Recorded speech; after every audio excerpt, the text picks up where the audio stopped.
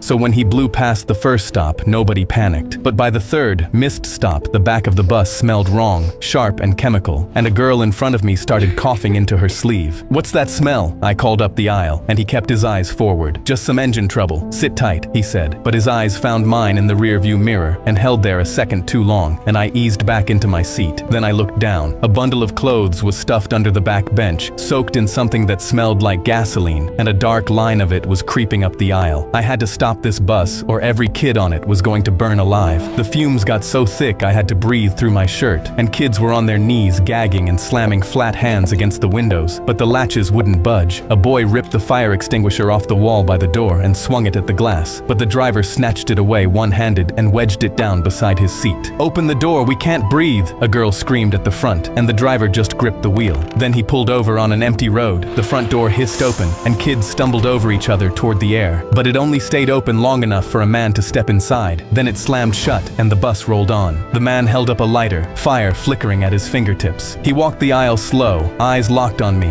and stopped with the flame an inch above the soaked clothes. "Hey kid, remember the basketball court? You pointed me out to the cops, and your little story bought me 4 years inside. Dear old dad knew right where to find you." He nodded at the driver, who wouldn't meet his eyes in the mirror. My legs went weak, but 2 kids hauled the arm with the lighter toward the ceiling. 3 more tackled his knees, and I lunged for his wrist as the flame dipped and lifted and dipped again. "It wasn't a story," I screamed from under the pile. "He was beating a kid half to death, and that's all I ever told them." The man grinned, still forcing the lighter toward the floor. "You should have kept your mouth shut." The driver slammed the brakes so hard we all slid into the seats, and he was up with the extinguisher he'd taken from that boy. "You told me you didn't do it." Then he pulled the pin and buried the back of the bus in foam, the soaked clothes, the line up the aisle, us, until everything was white. His son tore one arm free, finally got the lighter lit, and dropped it. The flame died in the foam against my shoe. There was nothing left for it to burn. His boots slid out from under him in the foam, and the kids pinned him there. And the man who had driven us safely down that road for years stood over his own son and finally let the empty extinguisher fall.